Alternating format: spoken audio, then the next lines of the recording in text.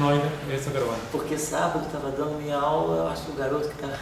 Peguei ele dormindo um pouco, mas aí... Deu tempo de eu acordar ele, que eu não aguento mais refilmar meu irmão. Mas você não estava dormindo não, né, José? Você já... Só uma vez, né? Só uma vez que ele dormiu. E eu tive que repetir 2 horas e meia de aula. Não, mas o Brasil não precisa saber disso. Você não precisava ter filmado isso. Essa queixa pública. Estou te dedurando aí. Vamos lá. Então, derivada temporal aqui, como a nossa colega colocou, é a derivada temporal total, no sentido de que absorve as variações temporais contidas nos campos e nas suas derivadas. E aqui é só derivada explícita, que não existe nesse caso, porque a gente tem que fazer. Oi? Mas sabe por que eu não quero colocar? Pois é, poderia até colocar assim, um símbolo assim, DDT, mas aí esse Lagrange não depende de tantas coisas, eu prefiro colocar nesse tipo, colocar aquela barra. Na verdade, o que a gente ia colocar aqui era isso aqui, TX, tudo fixo, mas eu preciso deixar assim. Mas pode ser bem, se alguém quiser, pode tentar adotar essa notação. Coloca aqui DDT, né, no sentido de que isso aqui é uma derivada total do tempo. Bom, então vamos lá. O que a gente pode colocar aqui? Vamos usar então a equação de Euler-Lagrange aqui. A equação de Euler-Lagrange aqui, nesse caso, o Lagrange só depende de derivadas de primeiras, a equação de Euler-Lagrange é simples, é DDT dl dφ ponto mais DT de dl dφ ponto mais ddxi dl e menos dl dφ igual a zero. Então, esse dl dφ, pelas equações de Euler-Lagrange, é só isso. Usando só dependência nas derivadas primeiras dos campos. Beleza. Então, esse termo aqui, isso tudo aqui vezes φ ponto.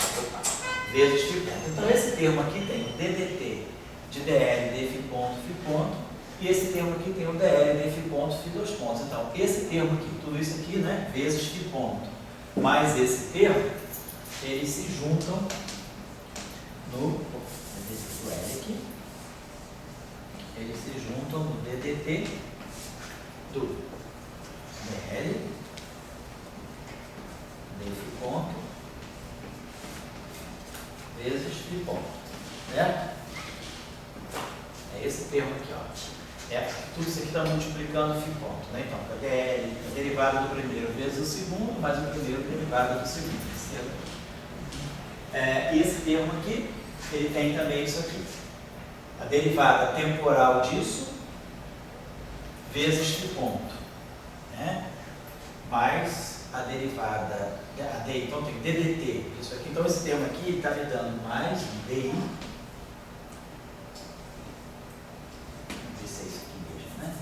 Mais um DI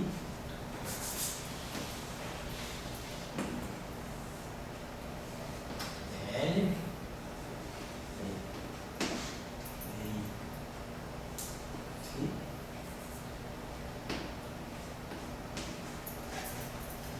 tá certo. Isso aqui, acho que isso aqui alguma coisa tocha. Esse termo aqui, cara, ele é a derivada, quer dizer, isso, deixa eu escrever isso aqui, esse termo, vou apagar esse termo, porque esse termo aqui já foi usado, vou apagar esse termo que já foi usado. Estou pegando a segunda parte daqui, é esse termo aqui, vezes φ ponto, esse termo aqui também já foi usado. Mas os dois termos aqui que vão se juntar. Então fica a derivada desse cara vezes esse, né? E a derivada, vai ficar o seguinte, eu acho que vai ficar mais isso aqui.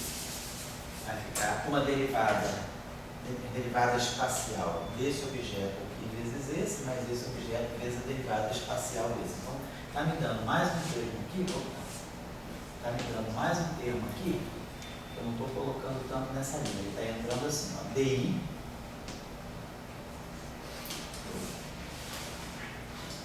DL, estou botando aqui, vai por cima. I DL E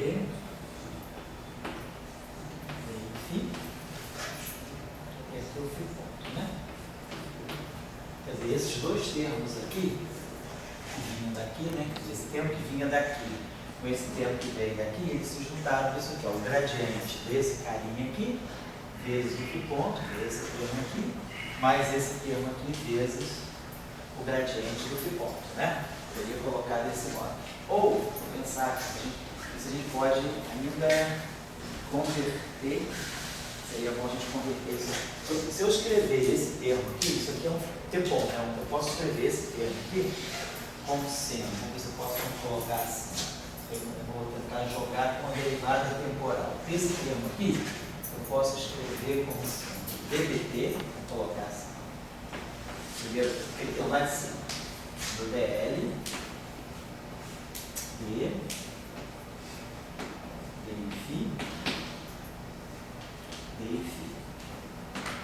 Estou colocando esse termo, tá? Seria, então, esse termo aqui não tem, né? Seria esse cara vezes a derivada desse. E aí eu tenho que subtrair esse cara aqui, menos ddt, dl, dφ. Vou colocar esse termo, eu colocaria esse termo aqui. E esse termo aqui esse termo ddt. E esse termo aqui não tem análogo, né, para eu jogar fora. Tem só essa derivada temporal aqui. Tá certo. Então, não levaria nada desse tipo. Vamos fazer o seguinte, deixa eu ver. Então, a equação que nós estamos ganhando, a gente está ganhando essa equação aqui, tem uma derivada temporal e tem uma derivada espacial. Vamos colocar isso aqui da seguinte maneira. Então, a equação de conservação que a gente está tirando aqui é essa aqui. Não sai uma lei de conservação só no tempo, obviamente, né? Mas sai alguma coisa que está dando para nós o seguinte: ddt. Apesar de nós não termos nenhuma coisa covariante, nós não estamos adotando simetria relativista, nossos campos são não relativistas, são clássicos e não relativísticos, né? Nós temos esse termo aqui, que é o ddt. Aqui estão as coordenadas, as velocidades generalizadas, aqui está o Q ponto, e aqui está o DL de Q ponto, que é o que nós vamos associar. Esse aqui é o momento generalizado associado ao campo, menos L.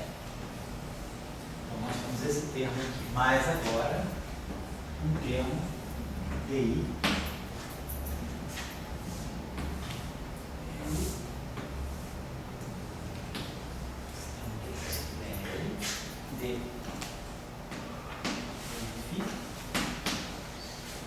Vezes φ ponto igual a zero. Então, nós temos essa equação, que é uma equação, na verdade, de continuidade. Aqui, ó, isso aqui faz o papel do momento generalizado associado ao campo e de φ, né? Da mesma forma que nós temos dl de Q ponto igual a P, nós temos dl de φ ponto igual ao momento canônico associado ao campo φ. P, Q ponto menos L. Então, isso aqui vai fazer o papel para nós da densidade de Lagrange hamiltoniana. Isso aqui para nós vai ser o hamiltoniano, né? P, Q ponto menos L. E esse termo aqui é um termo em que isso aqui é uma derivada espacial. Então, isso aqui é um gradiente, como se eu tivesse esse termo aqui. Isso aqui eu poderia escrever esse termo dessa maneira. Tem essa contração dessa derivada com essa derivada. Eu poderia escrever esse termo como sendo a divergência, se quiser, não é necessário escrever desse modo. Divergência, derivada do L em relação ao gradiente do campo, vai escrever dessa forma, né? Vezes o φ. Então é uma equação de divergência de um algo vetorial, que é como se eu tivesse uma densidade de alguma coisa vetorial. Então, vamos chamar isso aqui como se fosse, sei lá, vamos chamar de um H pequeno. Vamos chamar de um I. Vamos chamar de H pequeno. Que pode ser isso aqui. Vamos chamar de P's. Para poder fazer. Esse objeto aqui ele é o gradiente, né, de alguma coisa vetorial. Então nós podíamos, quer dizer, esse campo, né, o campo ele se propaga, essa radiação associada a esse campo, ela vai se propagar, ela vai carregar energia, e o campo, se ele carrega energia, ele está se deslocando, também está carregando alguma coisa que tem uma característica de momento. Isso aqui, apesar dessa equação não ser relativística, né, mas a gente está vendo que ele está carregando aqui uma densidade vetorial. Vamos ver agora que significado esse termo pode ter avaliando a invariância sobre translações espaciais. Lá na mecânica clássica, né, vamos falar isso aqui, mecânica de partículas, vamos voltar. Então isso aqui seria a lei de conservação que nós extraímos da invariância sobre translações temporais, né? Vamos voltar aqui um instantinho só de novo, na mecânica de partícula, para depois a gente voltar para a teoria clássica dos campos, né? Na mecânica de partículas, eu tenho também um Lagrangiano. Você depende só das derivadas primeiras, né? Que ponto. Vamos dizer que ele não dependa mais de T. Então, não dependa mais explicitamente de T. Eu já tenho conservação por invariância temporal. Se eu agora tenho invariância sobre translações espaciais, esse meu Lagrangiano é invariante por translações espaciais, então esse QI aqui vai numa epsilon i, e esse Q ponto aqui vai numa epsilon ponto. Então a gente vai ter aqui dl dqi, então a invariância vai ficar dl dqi, epsilon i, mais dl dq ponto i, epsilon e ponto. Então, esse termo aqui, eu posso escrever como sendo ddt no total, né? Vai ser ddt,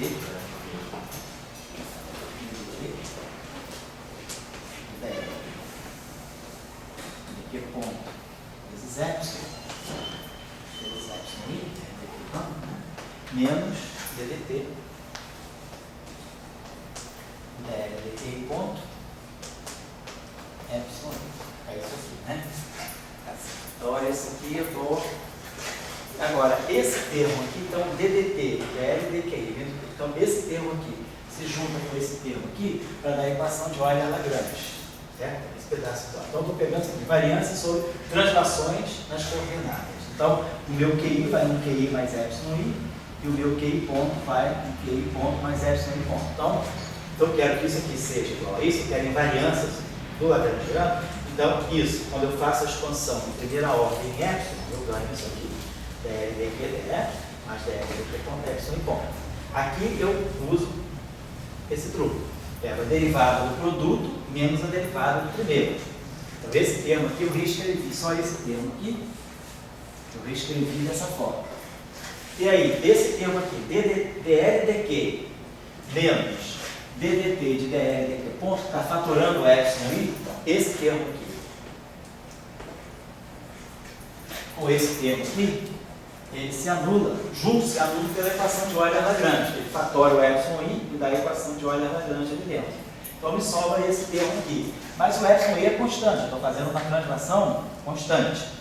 Todo, né? Então, uma translação constante nas coordenadas. Então esse termo aqui sai daqui, então isso aqui é que tem que ser zero. Então está claro, a gente tem que a derivada temporal do momento é zero. Então é o princípio que a gente já conhece. Invariância sobre translações espaciais significa conservação do momento. Foi uma surpresa, já está certo. Agora a gente está fazendo a versão disso aí no campo. Isso aqui.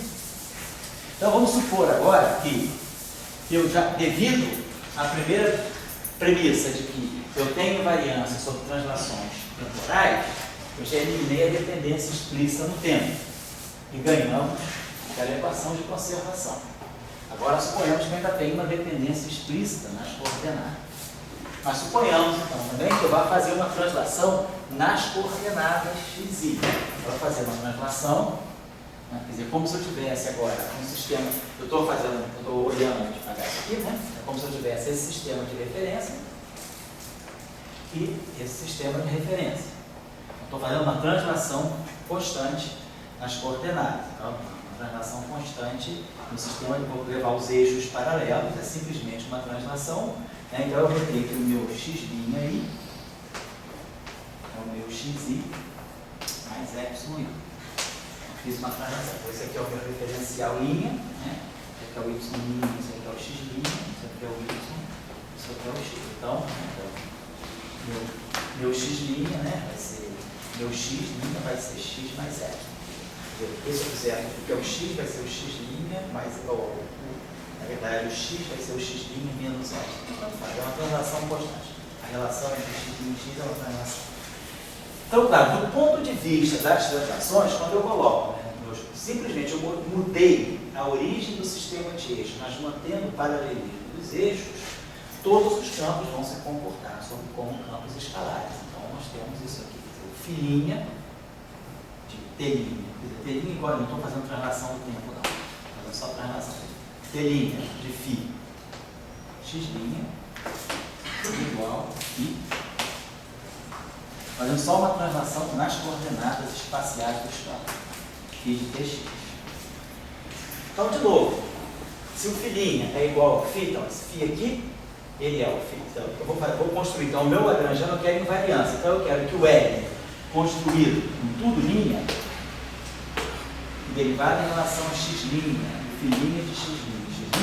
Então, eu quero que o meu lagrangiano construído completamente em termos de todo o sistema, de todos os campos transformados nas novas coordenadas espaciais, seja igual ao L, mesmo L construído com os campos originais. Eu quero que isso aqui seja L de φ de tx, tá? Li de φ de tx também, e x. Então, quero invariância sobre translações espaciais do meu lagrangiano. Meu lagrangiano invariante em forma. Vou montar o lagrangiano no referencial linha e o lagrangiano no referencial original da mesma maneira, compondo as derivadas e os campos da mesma forma, invariância sobre a forma funcional. Então, claro, para que isso aqui, como isso aqui é igual a isso, isso aqui é igual a isso, isso aqui é igual a isso, quando a derivada sendo shiftada, a coordenada é shiftada de um valor constante, a derivada não muda.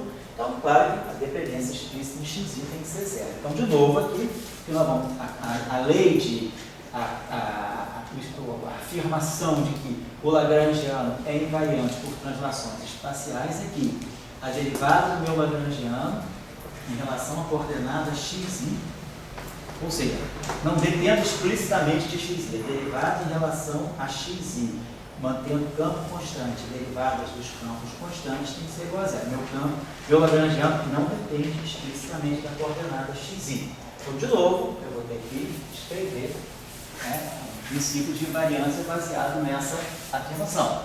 Então, aqui eu vou colocar a derivada espacial, a derivada em relação a x' do lagrangiano, né, não a derivada explícita, a derivada que é a dependência do lagrangiano em relação a x' via campos, via as suas derivadas e, eventualmente, via derivada explícita. Mas como isso aqui é zero, então eu teria isso aqui simplesmente. Eu vou derivar o meu lagrangiano em relação aos campos, e aí, enfim,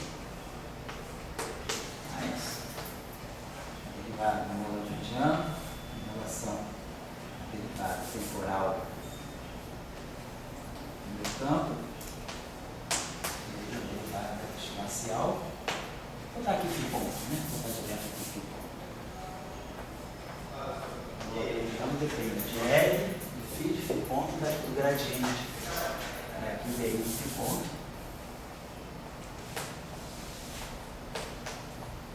E mais.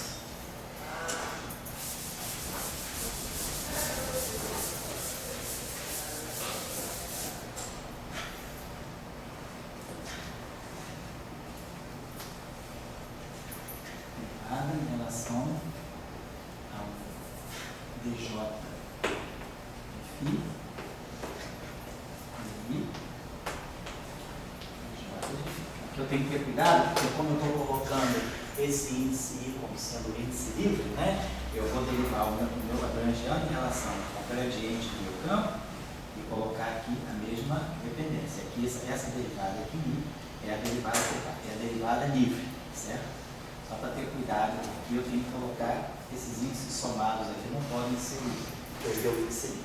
Então tá, então isso mais, claro, o termo que é zero. Aí aqui sim, entraria a derivada explícita em relação a xi, mantendo todo mundo constante. Mas como o Lagrangiano não depende explicitamente em xi pela minha hipótese de invariância translacional, então eu tenho que propor uma lei de conservação a partir disso aqui, tá certo? Então aqui, essa é uma coisinha que você falou, essa derivada aqui, a derivada que leva em conta a dependência via campos, tá? Bom, então tá certo. Vou apagar isso aqui. E aí nós vamos ter a equação de Euler-Lagrange, então me dá aqui esse termo aqui, né? Para apagar, então vamos só usar aqui esse primeiro termo para apagar aqui, né? Então esse primeiro termo vai ficar ddt do dl desse ponto dφ. Estou usando aqui a equação de Euler-Lagrange, só, né? Isso aqui é ddt do dl desse ponto mais ddj do dl dj φ dφ. Tá? É esse cara aqui que multiplica toda a minha equação de Euler-Lagrange, que é isso aqui. Então nós temos que catalogar dessa vez também um termo que seja a derivada do total. Vamos tentar escrever isso aqui para o lado esquerdo, o termo di do r. Do lado direito, então, vamos esquecer esse termo aqui. Então, esse termo aqui, ele vai ter, esse termo aqui entra com esse aqui, né? Essa derivada j atuando nesse primeiro termo, vezes isso aqui, e depois a derivada j atuando esse termo aqui, e esse termo aqui, que vem da equação de Euler-Lagrange, se juntam num único gradiente, vai ficar o dj, né? Do dl dj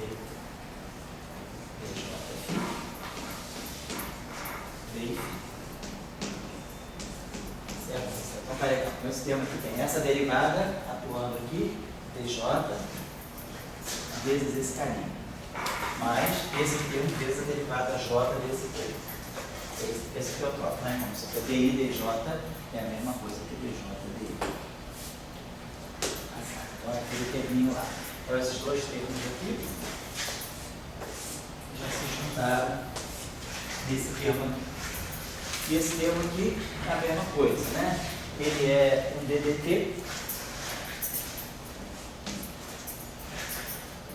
Aproveitar esse cantinho de para fazer o seguinte.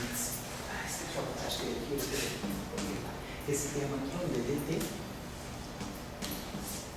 São aqueles dois termos que sobraram. Derivada temporal desse vezes esse, mais esse vezes a derivada temporal do gradiente de φ. Então fica ddt do dl f ponto dφ. Certo? Então a gente colocando uma lei de conservação agora, aqui.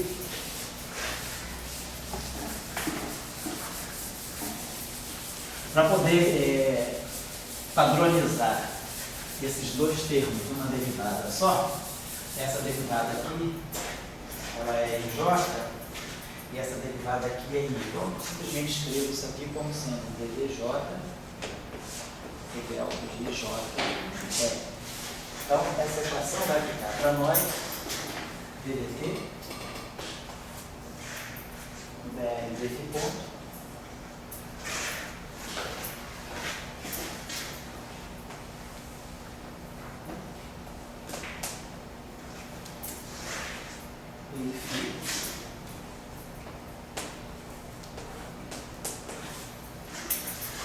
e aqueles dois termos lá se juntam num só.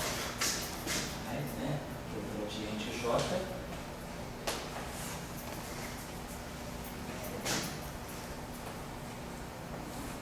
Então, de novo, aqui a gente ganha uma equação de continuidade.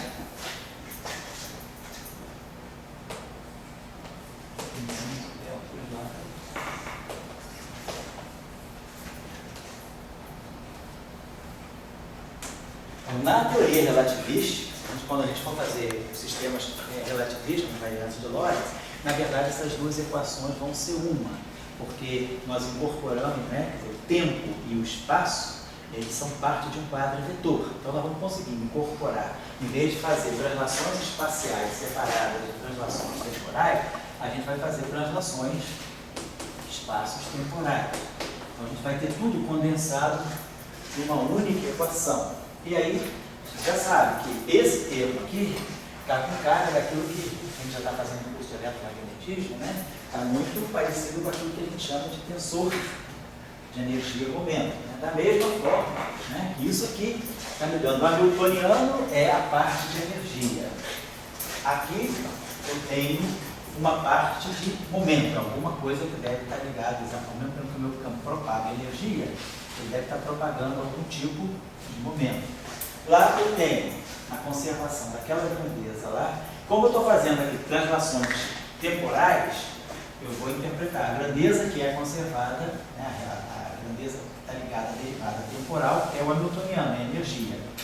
Nesse caso aqui, como nós estamos fazendo translações espaciais, essa grandeza aqui, ela tem um índice, né, espacial, essa grandeza aqui é uma densidade espacial, esse objeto aqui se comporta, digamos assim, como sendo um QI, então é DDQ de um QI, e aqui eu tenho DDJ de uma grandeza que tem dois índices, eu posso chamar isso aqui de um TJ. Eu estou conservando, tem uma conservação do momento, e essa conservação do momento está ligada a uma equação de continuidade com uma grandeza que é um tensor de rank 2. Esse tensor não necessariamente é simétrico. Porque esse termo aqui é simétrico em J, mas esse termo aqui não tem por que ser simétrico em J. Então, depois ver como é que a gente resolve essa questão em geral. No caso de um campo escalar, tipo Klein-Bordel, isso aí seria simétrico. No caso geral, não por causa do spin. Na discussão relativista, isso vai ficar muito mais sistematizado. Eu vou deixar essa discussão, quando a gente fizer a relatividade, a gente incorpora as duas discussões numa só. Mas o que eu estou chamando a atenção é que na teoria não relativista, nós ganhamos duas equações separadas. Para nós, né, tempo e espaço são duas coisas separadas. Nós não temos, então, a noção de um quadro e momento.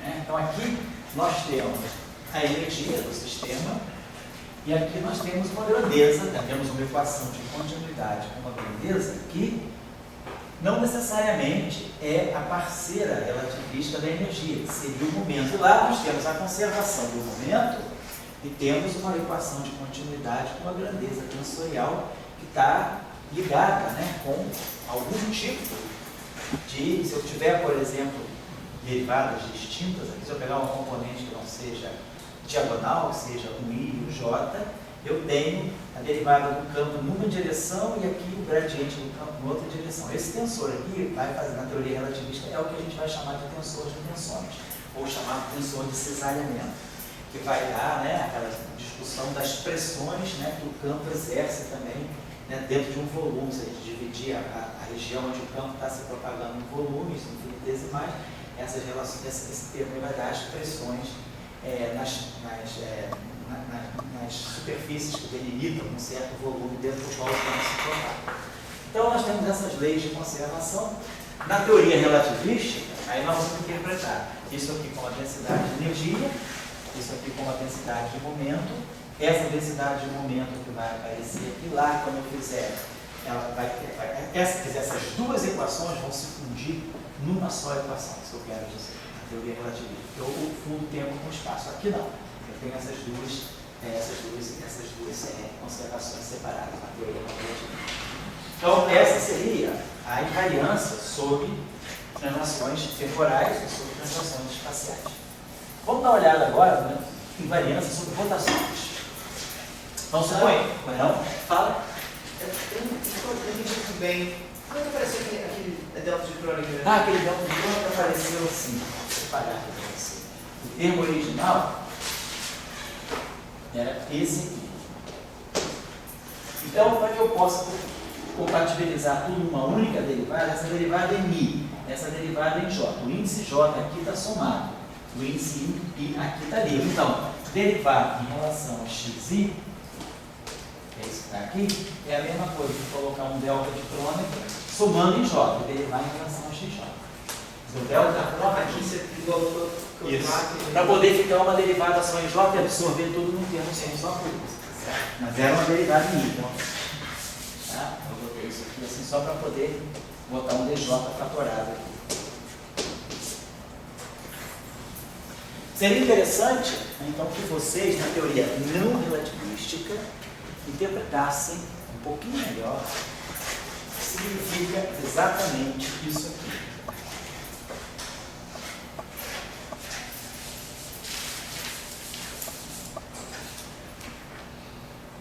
Por exemplo, suponhamos, caso simples, suponhamos que o nosso Lagrange é o caso mais primário possível, que é o campo Lagrange. Suponhamos que o nosso Lagrangiano fosse esse aqui.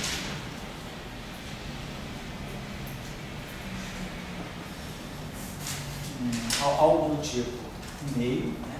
Assim, meio, de φ ponto ao quadrado.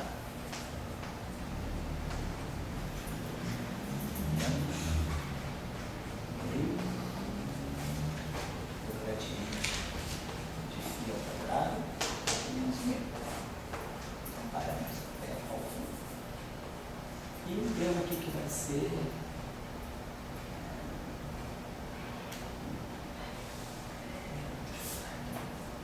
o meio. Isso, essa Lagrangiana aqui. Esse aqui está o campo escalar. Vamos botar um campo genérico. Vamos pegar um campo escalar. Vou pegar esse campo. Então, se a gente olhar aquele termo lá que a gente está chamando de hamiltoniano, a densidade hamiltoniana vai ser a derivada do Lagrangiano em relação a φ ponto, que é φ ponto, vezes φ ponto. O fator 2 cancela quando derivar, então vai ficar φ ponto ao quadrado. Isso? Depois, quando eu derivar, então é só isso aqui, menos L, né? Esse aqui é L de φ ponto, né? Vamos pegar aqui, é L de φ ponto, e se a gente tiver melhorar isso aqui, provavelmente isso, menos φ ponto ao quadrado. Depois, menos L, então menos um meio de φ ponto ao quadrado, vai ficar mais um meio de φ ponto ao quadrado, tá? Depois, isso aqui eu estou pegando φ ponto vezes 10 de φ ponto, deu isso aqui, só tem isso. Menos L, então, menos o meio, então vai ficar aquele 1 que estava aqui, menos o meio, meio. E aí agora, menos esse cara aqui, vai ficar mais esse cara aqui, mais alfa sobre 2, negativo de φ ao quadrado, mais μ sobre 2 φ ao quadrado. Então é claro que esse hamiltoniano aqui, ele vai ser positivo definido, não negativo, na medida em que alfa for positivo e que μ for positivo. Se tiver alfa positivo e μ positivo, nós temos garantias de que eles são maiores que a zero. Tá? Então, ele é não negativo sempre. Essa contribuição é positiva, essa contribuição é positiva e essa contribuição também fica positiva. Então, isso seria a nossa densidade de energia. Nesse caso, simples que eu estou pegando, só para a gente. Agora, vamos pegar quem é a variação da derivada do Lagrangiano em relação ao gradiente de φ. Nesse caso, então, na verdade, esse termo aqui é dφ dφ. Então, quando eu derivar esse termo aqui em relação, vamos chamar esse cara de dj, então, quando a gente derivar esse termo aqui em relação a dφ, vai dar duas vezes, vai dar delta djφ mais djφ, delta dj, né? Então vai dar 2, então vai dar um fator aqui, 2, eu vou derivar em relação a isso aqui, vai dar um fator 2, que vai cancelar isso aqui, então vai ficar menos alfa. Então, aquele termo aqui, né, que nós estamos chamando de P, pegando essa derivada aqui, então o que é meu P,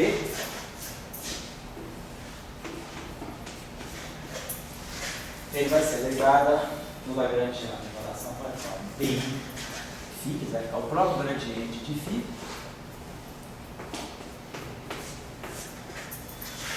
vezes o φ ponto.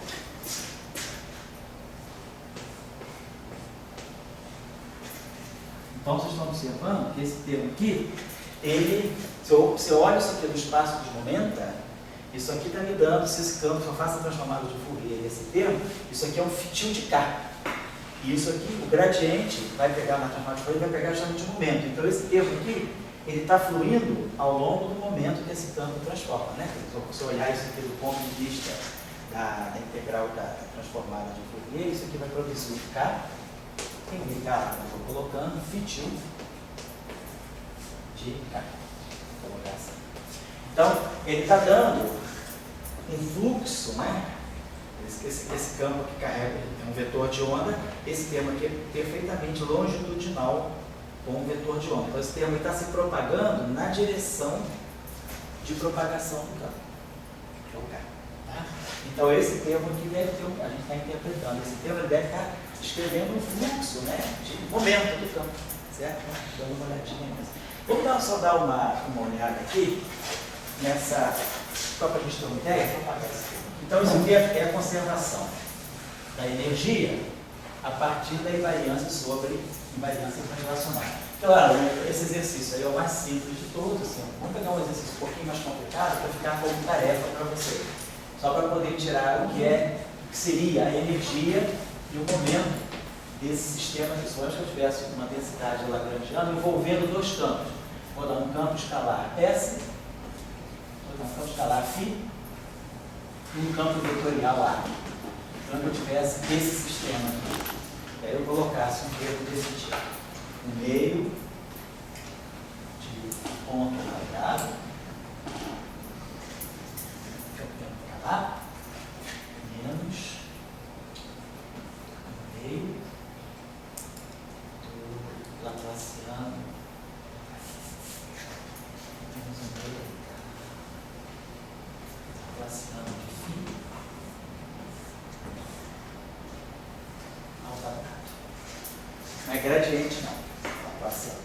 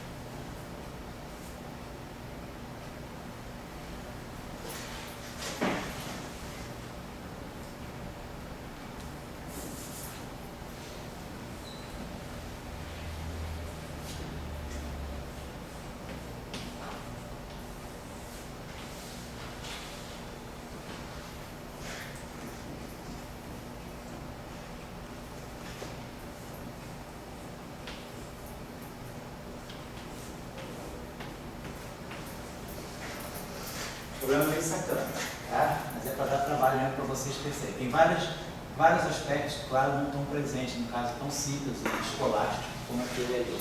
Mas eu gostaria que vocês observassem, então, que esse lagrangiano está totalmente assim, quebrado, assim, totalmente assimétrico. Ele tem derivada primeira no campo φ, mas ele tem derivada segunda no mesmo campo φ. Então, esse lagrangiano ele depende da primeira derivada temporal do campo, mas ele depende da derivada espacial segunda do campo. Mas ele aqui tem uma derivada primeira espacial do campo. Aqui ele tem o campo vetorial normal e aqui ele tem um termo de Mixer.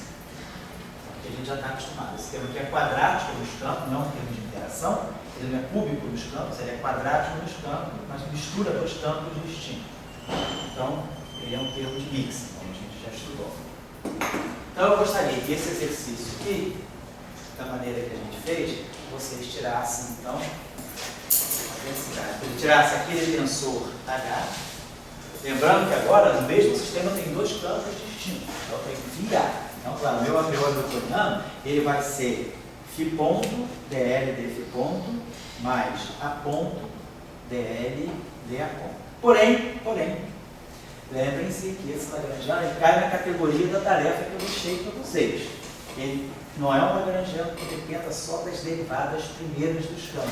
Ele depende, nós temos aqui, Laplaciano de φ vezes Laplaciano de φ. Eu tenho uma derivada segunda no campo φ. Aqui ele tem simplesmente uma derivada primeira no campo φ. E aqui ele tem uma derivada primeira temporal de A. Aqui ele tem uma derivada primeira espacial de A, que é rotacional de A, escalar rotacional de A. Então, isso aqui é uma derivada apenas de A, e o outro termo é uma derivada de A. Porém, aqui não. Aqui eu tenho um Laplaciano, uma derivada espacial de A. Então, esse campo aqui, esse lagrangiano, ele depende das derivadas temporais primeiras, mas ele depende das derivadas espaciais primeiras e das derivadas espaciais segundas. Certo? Então ele só tem esse aspecto assim, um pouquinho mais, não é difícil, mas é só diferente daquilo que está lá. Então vocês vão ter que rederivar o que é o tensor de energia, o que é a densidade, o que é o hamiltoniano, a densidade hamiltoniana, e o que seria a densidade de momento linear desse campo, aquele P. Nesse caso aqui, no nosso caso simples, né, aquele P ficou simples porque eu só tinha derivada primeira. Basicamente eu tinha isso aqui, ó, dl, d, dφ, φ ponto. Agora não, meu lagrangiano não depende só das derivadas primeiras do campo. Eu vou ter tempo de derivada segunda. Então deve aparecer alguma coisa nova aí, que vai ser o dl, d, di, dj, φ. A derivada em relação à derivada segunda. Nesse caso eu ainda fui um pouquinho mais condescendente, eu coloquei direto no Laplaciano. Então na verdade é melhor até vocês fazerem de casa já. Então façam esse exercício para ver, nesse caso, como é que esse termo de mix vai afetar também a distribuição de energia e momento do sistema. Então fica essa tarefa. Então, tem que tirar daqui as duas leis de conservação. Tanto a lei de conservação da energia quanto a lei de conservação do momento. Certo? Faz aqui, variância translacional no tempo e variância translacional no espaço. Os dois casos que eu tratei para esse lagrangiano. Aqui eu só queria dar mostrar uma coisinha interessante para vocês, que é o seguinte.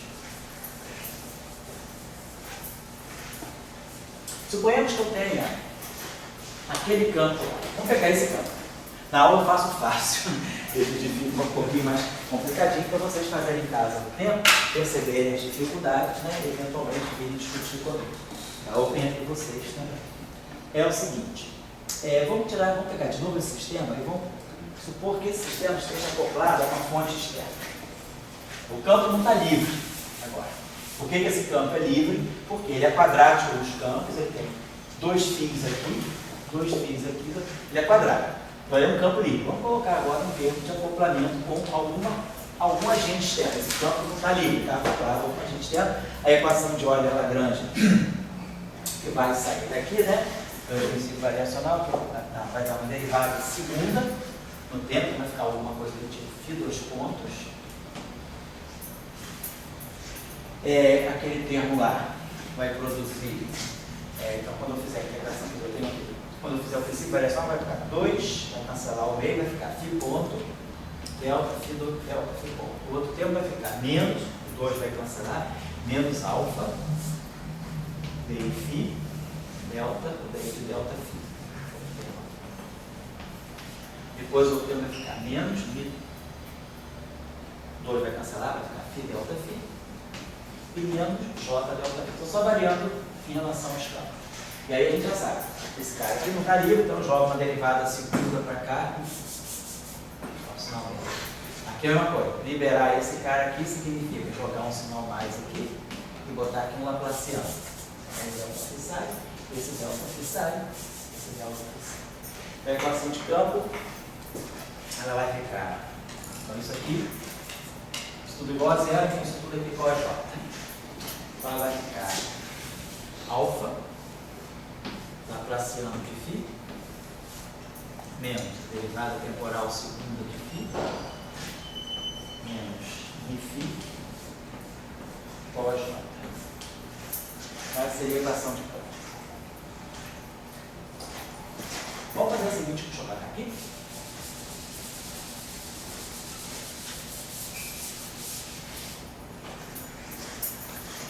Vamos multiplicar essa equação por φ ponto. Essa é a equação de campo. Vou multiplicar essa equação por φ ponto.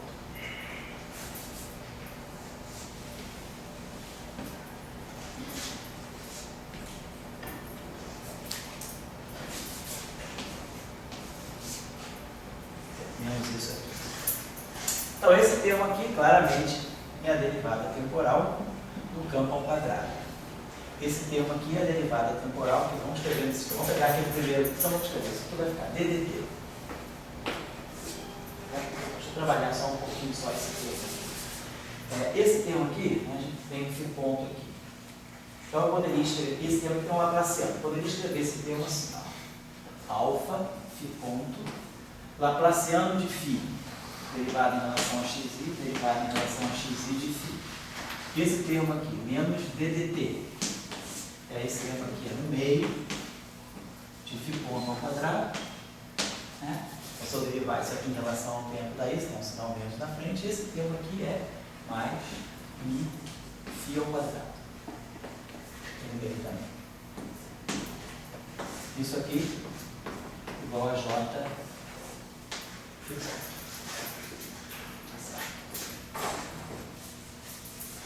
Então, da equação de Euler-Lagrange, eu fiz uma aplicaçãozinha, multipliquei a equação de Euler-Lagrange desse campo pela derivada do campo temporal, pela velocidade do campo, quanto o campo está variando no tempo. Estou mantendo a fonte externa J. E aí esse termo aqui, posso fazer aquela brincadeirinha, pode botar isso aqui como sendo uma derivada espacial do produto alfa, φ ponto, di φ. Um termo novo, mas ele vai gerar um termo novo. Essas duas derivadas estão atuando aqui. Eu preciso descontar o termo novo que aparece aqui, que é menos alfa, gradiente de φ ponto, gradiente de φ. Mas se vocês observarem, esse termo aqui, esse derivado de φ ponto aqui, eu posso escrever esse termo aqui como sendo o meio do DDT do gradiente de φ escalar, gradiente de φ. Por quê? Isso aqui, na verdade, isso aqui é o quê? di φ. Então, isso aqui vai ficar o meio de di φ ponto, di φ, mais o meio de di φ ponto. Ou seja, esse termo aqui, esses dois termos vão se somar para dar exatamente isso, com alfa, claro. Então, esse termo aqui eu posso escrever, que tem essa derivada temporal aqui, né? Então esse termo aqui é perfeitamente simétrico, então esse termo aqui é a mesma coisa que esse termo aqui, esse pedacinho aqui, sem o sinal menos. Isso aqui. Então, isso aqui para nós é DDT do alfa sobre 2, gradiente de φ, escalar gradiente de φ. Então esse termo se junta com aquele ali. Vai aparecer aqui um termo que vai ser mais alfa sobre 2 gradiente de φ ao quadrado. Isso igual a J de ponto. Então, apareceu um termo novo aqui, ó. O meio de MV2, olha a energia cinética aqui. Isso aqui, ó, o meio de X2, alguma coisa ligada à massa, e aqui o gradiente. Se o alfa é positivo, a gente já tinha visto, e se o B é positivo, essa grandeza aqui é estritamente positivo. Deixa eu apagar isso aqui. Não, isso aqui posso apagar, isso aqui já vou usar. E sobrou esse termo aqui. Agora, esse termo aqui é exatamente aquele termo que nós tínhamos lá. Isso aqui é o gradiente do campo. Olha lá, o gradiente de φ. No caso do campo escalar, quer dizer, esse aqui é o grande, mas aqui é pequeno, todo mundo diz, né? Então, isso aqui é o gradiente de φ. Então, esse termo aqui, todo ele é a divergência do alfa, tá lá, φ ponto, gradiente de φ. Então, nós estamos vendo que o que está acontecendo com esse campo? Né? Tem uma equação de continuidade que vai estar me dando a derivada temporal desse termo aqui, a derivada, essa derivada espacial, que é esse termo aqui, é uma derivada, é uma divergência dessa grandeza aqui, que é aquela grandeza lá, que é o P. E aqui eu tenho um termo em que eu tenho o termo de velocidade em fonte, né? No eletromagnetismo, quando a gente tira a equação de conservação da energia e momento do campo eletromagnético, né, aparece aqui alguma coisa do tipo, né, que aparece alguma coisa do tipo potencial φ ponto, que aparece alguma coisa do tipo J escalar que é a presença de uma corrente externa, né, em frente a um campo eletromagnético, gera um termo de dissipação. Então, esse termo aqui, então, esse termo aqui é um sinal que eu tenho DDT positivo, né, se eu multiplico aquilo ali por um sinal, se eu multiplico essa equação por um sinal menos, isso aqui fica mais, isso aqui fica menos, e isso aqui fica menos. Então, nós temos uma variação da energia, isso aqui deve ser a energia transportada pelo meu campo, agora é newtoniano, deve ser a energia transportada pelo meu campo, olha aqui, olha aqui. Então, a energia que está transportada pelo meu campo, ali eu tenho um gradiente, quer dizer, deve ser o momento do campo, e aqui eu tenho então um fator de dissipação, quer dizer, a interação desse campo com a fonte externa é o que está, né, perturbando, que seria a equação de conservação e momento de energia do sistema. A conservação do sistema, se não houvesse essa fonte, isso seria igual a zero. Eu teria uma equação de conservação. Como tem essa fonte, aqui eu tenho um sinal menos discrepante, mas eu errei. Já sei por quê, porque aparece um sinal menos. Quando eu derivei isso aqui em relação ao gradiente, eu esqueci de colocar um sinal menos aqui. Então, esse momento está com o sinal certinho. Certo? Então, está tudo certo. Então, essa equação está me dizendo que DDT da energia do meu campo mais a divergência daquilo que deve ser a densidade de momento do meu campo é igual a menos J. Então, esse termo aqui deve estar fazendo um termo de dissipação, quer dizer, vamos dizer, seria o efeito Joule do campo escalar, do campo de Klein-Bordner, né? No caso do eletromagnetismo, quando a gente tira a equação de conservação da energia do momento, quando a gente tem a DDT, né, da energia, a equação de conservação é DDT da energia eletromagnética, que é um meio de ε0 mais B2, né, sobre 2 de 0, mais a divergência do vetor de ponte, que é 1 sobre B0, vetorial V. Isso aqui é igual a menos J escalar E. Né? Significa a equação, né, quer dizer, eu tenho o transporte de energia da radiação eletromagnética, aqui é o vetor de ponte, da densidade de momento do meu sistema, que daqui vai ser a intensidade da onda, e aqui, se eu tenho uma corrente externa, o meu campo elétrico interage com essa corrente, fazendo o efeito dissipativo. Então, essa equação aqui, o análogo dela para o campo escalar, se for o campo de Klein-Bordner, como nós estamos descrevendo, é essa equação aqui. A energia do meu sistema é essa aqui. O momento do meu sistema, o vetor de ponte do campo de Klein-Bordner seria esse objeto aqui, seria a derivada do campo e o gradiente do campo. Isso aqui me dá um momento, né, transportado ao longo da direção de propagação do campo. E aqui seria, vamos dizer, o análogo do efeito Joule. Esse campo elétrico, esse campo escalar, interagindo com uma fonte externa, ele gera esse termo de dissipação negativa. Isso é a coisa que eu queria interpretar com vocês, porque ele tem realmente, por essa equação também, a gente vê que o momento aparece dessa outra forma, né? Usando a própria equação do campo.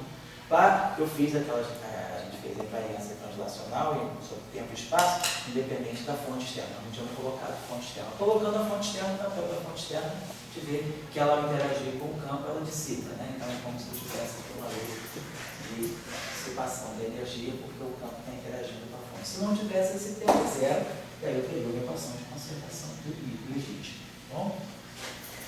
Então, fácil esse exercício aqui para o caso que eu deixei como tarefa. Misturando agora dois campos. Então, nesse caso, vamos dizer, quando aquele exercício que eu coloquei, quando vocês quiserem fazer essa analogia, coloquem duas fontes. O meu campo escalar vai interagir. Então, quando aquele, a tarefinha, né? Se eu pegar o lagrangiano da tarefa, ele vai ser aquele lagrangiano que eu coloquei, e aí vamos ter o termo menos Jφ. Então, existe uma fonte do campo φ e existe uma fonte do campo A. Então, quando vocês tirarem a equação de conservação da energia do momento, vocês vão ver quais são os efeitos dissipativos dessas fontes aí, tá certo? Então refaçam o exercício, colocando dentro das duas maneiras, né? Faz primeiro o sistema sem fonte, aí vocês vão ver o que é a densidade de energia e o que é a densidade de momento do sistema. Introduzindo a fonte, vocês vão fazer o mesmo tipo de exercício, multiplicar, iterar essas equações com as derivadas dos campos, fazer essas manipulações de derivada para reconduzir essa equação a uma equação de conservação da energia e do momento. Então, é uma tarefa longa, não é difícil, mas é só para vocês aprenderem a tirar informação, a manipular as equações de campo nesses casos em que as equações estão todas espalhadas. No caso relativístico, a situação vai ficar mais simples, por causa da relatividade, ela incorpora tudo numa notação covariante. Então, equações que são separadas numa formulação não covariante, elas se tornam equações todas juntas numa equação só. Quando a gente aprender, para quem não sabe, né, o formalismo do espaço de Minkowski. Beleza, então, acho que eu não preciso insistir muito sobre isso. Vou deixar uma outra tarefa, só para não deixar de lado o campo fermiônico. Vamos pegar uma tarefa do campo espectral. Vamos fazer uma tarefinha de vocês tirarem energia e momento, né? Tirarem aliança translacional, invariância translacional do tempo e do espaço do campo espinorial. Vamos pegar um campo fermiônico aí. Tipo, pegar uma equação de Dirac não covariante. Então, vamos dizer que eu tenho um campo, um espinor, né? Espinor de duas componentes, o espinor aí é uma representação do grupo SO3, né? Então, vamos dizer que a nossa densidade lagrangiana seja I, Dagger, mais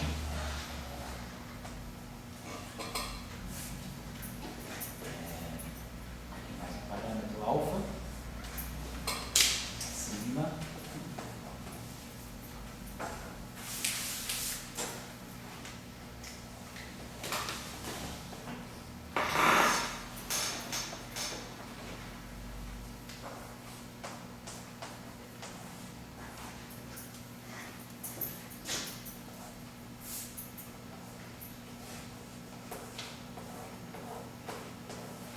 seria uma versão não relativística da ação de Dirac. Quando a gente estudar os campos relativistas, vamos ver que essa ação vai ficar escrita desse modo: psi barrado, I, gama mi, dmi, psi, menos n, psi barrado, psi.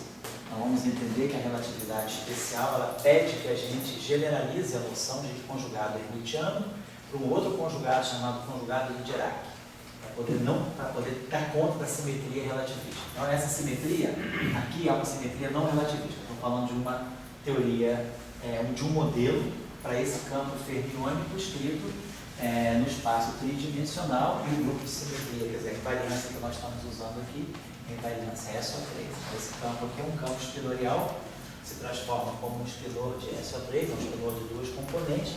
Aqui eu tenho o termo que seria derivado. Só preciso saber se esse termo aqui, preciso colocar esse I aqui, ó. Vamos pensar que só uma coisinha só. Vamos tirar o conjugado complexo dessa equação. Dagger. Vai ficar menos I, psi ponto. Dagger, psi. Esse termo aqui é uma derivada atuando aqui. O que eu posso fazer? Posso colocar esse termo aqui como sendo derivada menos I, ddt, psi dagger, psi, mais I, psi, dagger, ddt e psi. Esse ponto. Vê se concordam comigo, se eu não fiz besteira aqui. Esse termo aqui. Então, o primeiro termo é a derivada desse cara. A derivada desse vezes esse. Esse termo que está aqui é o primeiro termo que sai daqui. Mas esse termo aqui tem um termo a mais, que é menos I, psi, dagger, então que é esse termo aqui. Então, eu posso escrever esse termo. Se eu tirar o conjugado hermitiano desse termo, eu quero que no lagrangiano seja real. Esse termo aqui ele tem que ser igual ao seu conjugado complexo. Mas conjugado complexo para uma coisa unidimensional é a mesma coisa que o hermitiano conjugado. Então, se eu tirar o conjugado hermitiano disso aqui, é isso aqui. Menos I, psi ponto dagger, psi.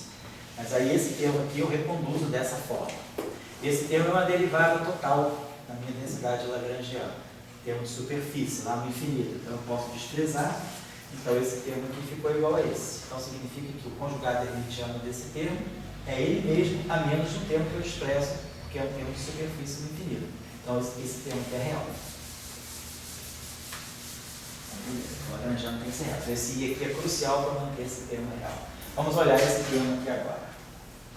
Esse termo aqui é Psidagia, Pauli, gradiente, psi. Vamos tirar o conjugado hermitiano dele, para ver qual é a condição de realidade dele. Então, vai ficar, quando eu faço o conjugado hermitiano, eu troco a ordem dos espidores. Então, vai ficar DI, Psidagia, vem cá para frente. As matrizes de Pauli são hermitianas. E Psidagia d'Água é psi.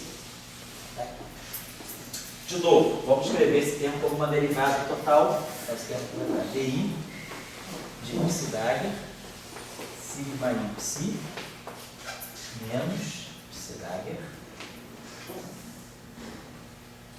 sigma I, DI psi. Então, só peguei esse termo aqui, escrever daquele modo, para poder ver se eu fico o mais próximo possível daquilo.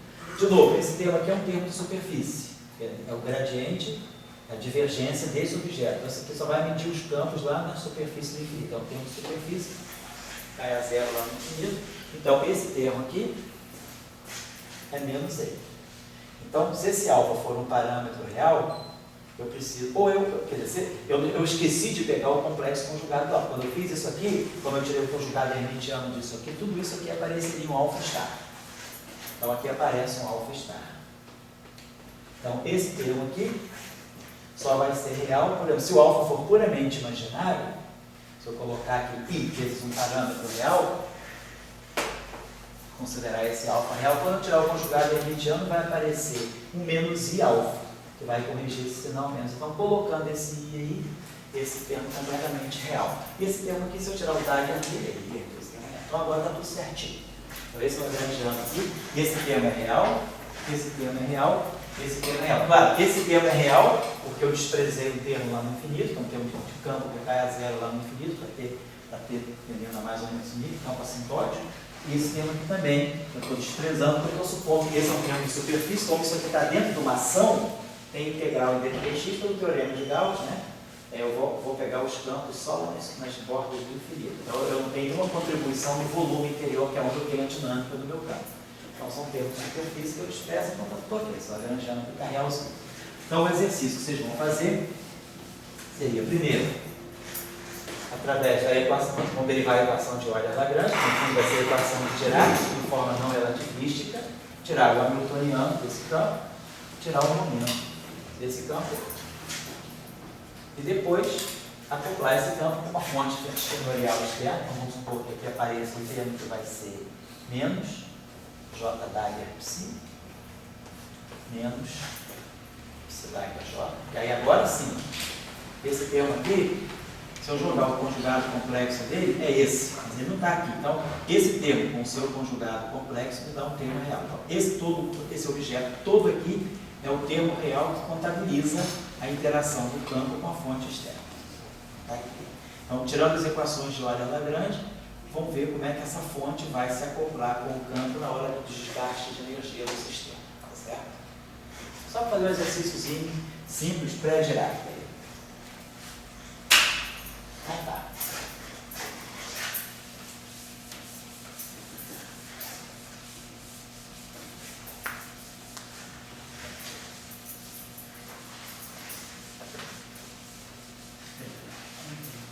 Então, simetria e variância no tempo, translacional no tempo, e variância translacional no espaço. A próxima variância que vamos estudar, a gente está no caso não relativístico, trabalhando com campos clássicos, não relativísticos. A simetria que nós estamos usando rotacional é a simetria do grupo SO3. Então, nós sabemos que nós tínhamos discutido anteriormente que todos os nossos campos se transformam segundo as representações irredutíveis de SO3. Representações irredutíveis de SO3 são caracterizadas por I igual a 0, meio, 1, assim por diante. Campo escalar, campo espinorial, psi, nós estamos aqui. Campo vetorial, que a gente colocou no caso anterior. Então, cada campo desse tem um padrão de rotação. Então, quando eu faço uma rotação espacial, x' igual a Rx, né? Essa matriz aqui é uma matriz de SO3. A matriz ortogonal e especial. Então, isso aqui significa x' aí, né? Então, RJ, XJ. Os nossos campos acompanham. Vamos dizer que essa rotação aqui seja uma rotação feita com o parâmetro, né, um ângulo de rotação θ, né? Então, vamos dizer, essa nossa matriz R aqui, vamos escrever assim, ela é exponencial de I. Vamos escrever desse modo aqui, usando os θ, né? Eu posso escrever desse modo, θ aqui, depois matriz J. Posso escrever, então são os três geradores de SO3, né? Nessa representação aqui, a gente sabe que qualquer matriz JI, elemento JK, ela é menos I, epsilon JK. É a representação vetorial, então é como a gente está parametrizando as transformações de SO3. Só para você que só lembrar vocês. Então, como é que esses campos se transformam? Então, por exemplo, um campo escalar sobre rotações, né? Então, eu tenho um campo φ de Tx, então se ele vai sofrer agora uma rotação SO3, então ele vai no campo φ' de T, x', agora eu estou num novo sistema, eu tenho um novo campo e as novas coordenadas espaciais, o tempo não muda, como ele é um campo escalar. Então, ele não vê a mudança de eixo, então φ' de T, φ' de x' igual φ de x. Se eu pegar um campo vetorial, a gente faz uma rotação no sistema de eixos, né? Uma rotação SO3 no sistema de eixos, o sistema de eixos vira. Então eu vou ter um novo sistema, meu campo, a linha, T', e x', ele é vetor, ele vai rodar da mesma forma que as coordenadas do. Vamos botar aqui um linha. Então isso aqui vai ficar no RJ, vai ser aquela mesma matriz, RJ, AJ. Dx. Então, isso aqui é a rotação do campo vetorial. Matriz que vai rodar a coordenada é a mesma matriz que roda o vetor. Se nós pegarmos o setor espinorial, isso aqui, pegar um campo espinorial. Então, quando eu faço uma rotação, o campo de espineio, então, vou pegar o campo psi.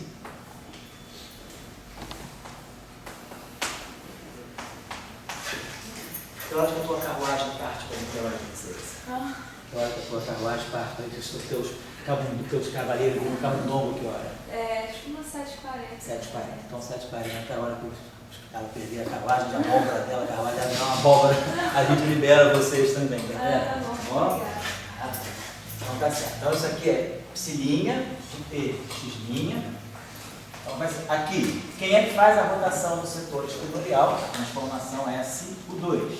Então eu tenho um S psi de Tx. Quem é essa transformação de SU2? É a nossa matriz, a exponencial, do I, os parâmetros da rotação, as matrizes de Pauli sobre 2. Então, isso aqui é aquela mesma rotação que eu estou fazendo no espaço, eu estou fazendo em cima do espaço espinorial usando as transformações de SU2. Os geradores são de sigma sobre 2. Bom, então tá certo. Vamos ver os campos que a gente medida. Se alguém quiser colocar um campo tensorial, é só fazer o produto com várias matrizes S. Se eu pegar, por exemplo, o campo de rank 2, pegar um campo H, linha, e J, X', um campo que tenha dois índices. Quando vai pegar um campo assim, que tem um índice espinorial, dois índices espaciais e um índice espinorial. Então, um campo com três índices. Então, como é que fica a rotação SO3 dele? Então, cada índice espacial roda com a matriz espacial. Então, matriz SO3, R, I, K. R, J, L. E cada índice espinorial roda com a matriz de SO2, S, alfa, beta. E aí aqui eu vou ter, então, meu H, kappa, L, beta, e dx. Então, esse aqui é o type, como esse campo aqui veria a rotação que eu estou fazendo no sistema coordenado. Então, a gente sabe, do ponto de vista da rotação, dado o campo, dada a representação do grupo de Lorentz, do grupo de SO3, perdão, onde ele se encontra, eu sei exatamente onde ele está. Por exemplo, aquele campo H e J alfa, que representação que ele está? Se eu tenho I, o I é representação 1, o J é representação 1, E o alfa é a representação meio. Então esse campo, ele é o produto tensorial de 3 representações. A representação 1 vezes a representação 1 vezes a representação meio. 3 vezes 3, 9, vezes 2, 18. Ele tem dimensão 18, tem 18 componentes. O índice I vai de 1 a 3, o índice J vai de 1 a 3 e o índice alfa vai de 1 a 2. É um espinor, né, bidimensional. Então, 3 vezes 3, 9, vezes 2, 18. Então, 1 dá 0, 1 e 2. 0 com meio dá meio.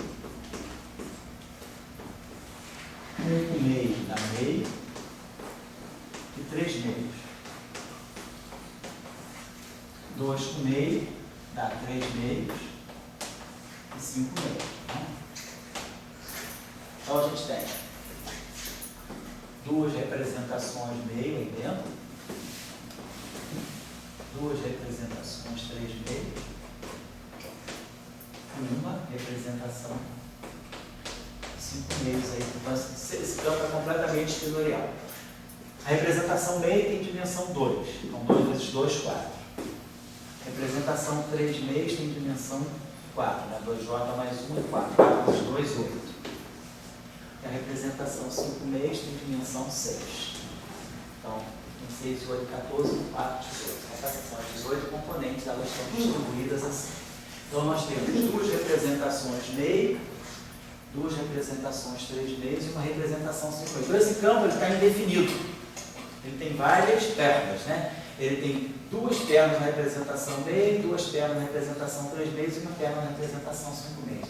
Se eu quisesse que esse campo descrevesse um puro spin 5 meios, o que eu teria que fazer com ele? Eu tenho que eliminar os spins 3 meios, tenho que eliminar os spin meios. Então, tarefa de casa.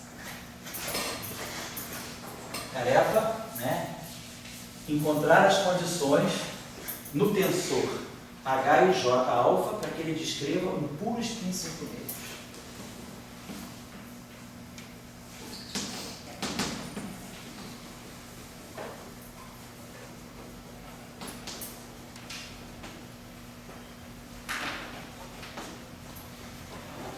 Os vínculos tensoriais, os vínculos algébricos, né? Tem que ter traço nulo. Tem que ver quais encontrar os vínculos tensoriais em H e J alfa. Para aqui. Este campo pertence a uma representação, a representação 5 meios. Puramente. Só na representação